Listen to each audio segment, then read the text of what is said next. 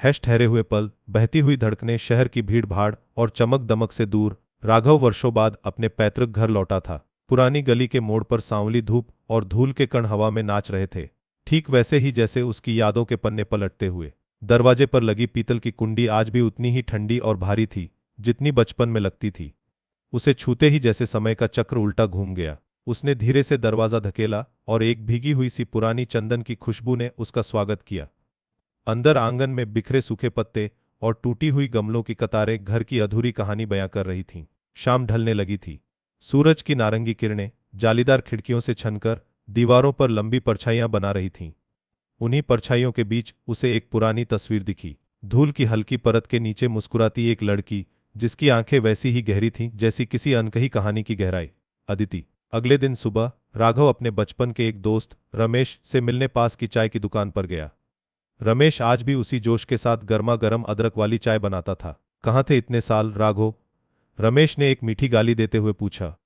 मैंने तो सोचा था तू शहर की हवा खाकर हमें भूल गया होगा। राघव ने मुस्कुराकर जवाब दिया।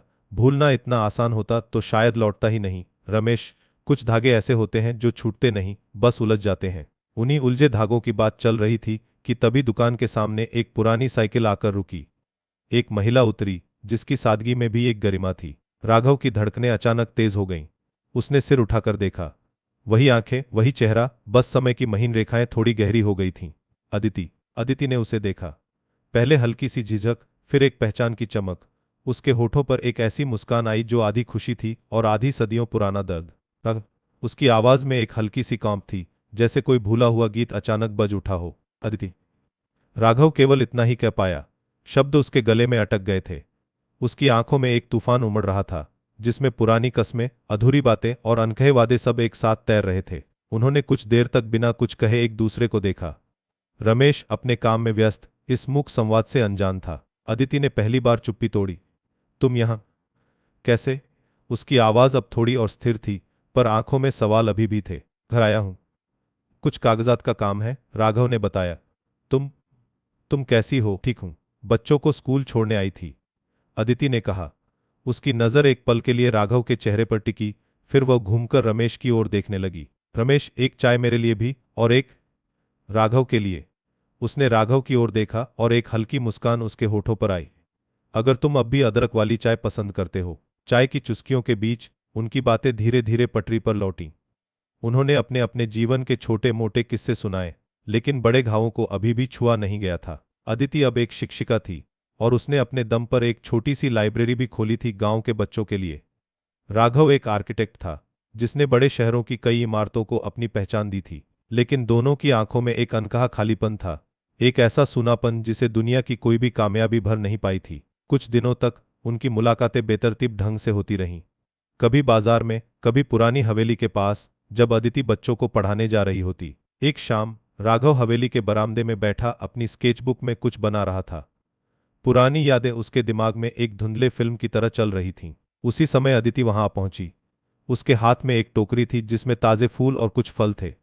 मैंने सोचा तुम अकेले होगे तो कुछ जरूरत होगी। वह बरामदे की पुरानी लकड़ी की बेंच पर बैठ गई, जहां वे बचपन में घंटों बातें किया करते थे। हवा में भीनी भीनी खुशबू घुल गई थी। तुम्हें याद है अदिति? राघव ने धीरे से कहा।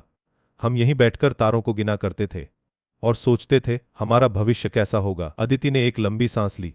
याद है, तब लगता था सब कुछ मुट्ठी में होगा, दुनिया हमारी मुट्ठी में, और फिर एक दिन सब बिखर गया। राघव की आवाज में कड़वाहट की एक हल्की सी गूंज थी। अदिति ने उसकी ओर देखा। उसकी आंखों में एक अजीब सा ठहराव था। बिखरा नहीं था राघव, बस मोड़ बदल गया था। मोड़? राघव हंसा, एक तीखी अधूरी हंसी। जब परिवार की इज्जत और सपनों के बीच चुनना पड़े तो वह मोड़ नहीं, एक अंधा कुआं होता है अदिति। अदिति का चेहरा फीका पड़ गया। तुमने कभी जानने की कोशिश नहीं की राघव, मेरे लिए वह कितना मुश्किल था जब तुम्हें मेरी सबसे ज्यादा जरूरत थी। उस पल उनके बीच की सारी दीवारें ढह गईं। सालों का जमा हुआ दर्द, गलतफहमियां और अनकही बातें एक साथ बाहर निकल आईं। राघव को याद आया वह दिन जब अदिति के पिता ने उसे अपनी बेटी से दूर रहने को कहा था। तुम गरीब हो, तुम्हारा कोई भविष्य नहीं। अदिति को याद आया वह खत जो उसने राघव को लिखा था, जिसमें उसने अपनी मजबूरी और अपने पिता के दबाव के बारे में बताया था। वह खत जो कभी राघव तक पहुंचा ही नहीं। मुझे कोई खत नहीं मिला अदिति, राघव ने कहा। मैंने सोचा तुम मुझे भूल गई। अदिति की आंखों में आंसू छलक आए। मेरा भाई। उसने वह खत कभी तुम तक पहुंचने ही नहीं दिया। वह नहीं चाहता था कि हम साथ रहें। बरामदे में सन्नाटा छा गया। सिर्फ हवा की सरसराहट और दूर कहीं से आती मंदिर की घंटियों की आवाज थी। राघव उठा और अदिति के पास आया। उसने धीरे से अदिति का हाथ अपने हाथों में ले लिया। उनकी उंगलियां मिली और ऐसा लगा जैसे दो बिछड़ी हुई नदियां बरसों बाद एक दूसरे से मिल रही हों। हमने बहुत समय खो दिया अदिति, उसने फुसफुसाया। बहुत कुछ खो दिया। अदिति ने उसकी ओर देखा। उसकी आंखों में अब आंसू नहीं, बल्कि एक अजीब सी उम्मीद चमक रही थी।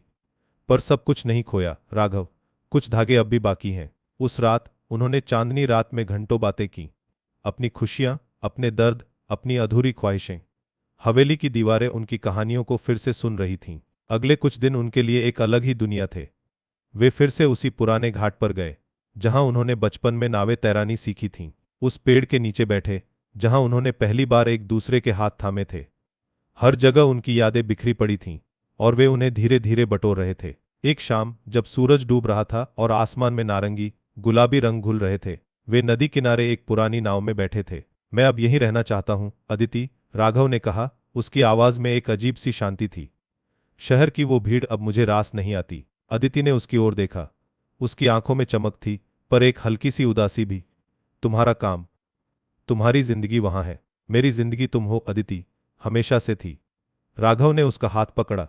क्या हम फिर से शुरुआत कर सकते हैं? अदिति ने अपना सिर झुका लिया। उसकी चुप्पी में कई कहानियां थीं, कई मजबूरियां थीं। राघव, उसने धीरे से कहा, मेरा जीवन अब सिर्फ मेरा नहीं है। इन बच्चों के लिए मैंने जो सपना देखा है उसे अधूरा नहीं छोड़ सकती। वह उठी और नाव के किनारे पर खड़ी हो गई।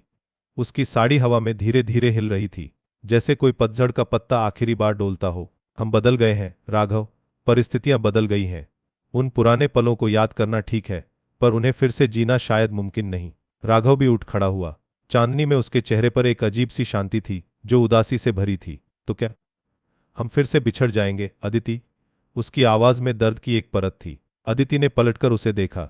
उसकी आंखों में आंसू की एक बूंद चमक रही थी, पर होठों पर एक हल्की सी मुस्कान थी जो अतीत और भविष्य दोनों को समेटे हुए थी। हम कभी बिछड़े ही कहाँ थे राघव, दिल के किसी कोने में हम हमेशा साथ थे और हमेशा रहेंगे।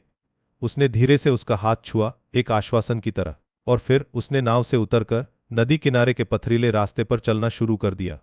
उसकी चाल में एक दृढ़ता थी, एक स्वीकारोक्ति थी। राघव वहीं खड़ा रहा, उसे दूर जाते हुए देखता रहा। चांद की रोशनी नदी के पानी पर एक लंबी चमकदार रेखा बना रही थी, जैसे कोई पुल जो दो किनारों को जोड़ता तो है पर कभी मिलने नहीं देता। ठड़े हुए पल अब सिर्फ यादों में थे और बहती हुई धड़कनें अपने अपने रास्ते पर आगे बढ़ रही थीं। एक अधूरी सी कहानी जिसमें प्रेम कहीं खोया नहीं था, बस उसने अपना रूप बदल लिया था। आपको यह कहानी कैसी लगी हमें कमेंट्स में बताएं और चैनल को सब्सक्राइब करना न भूलें।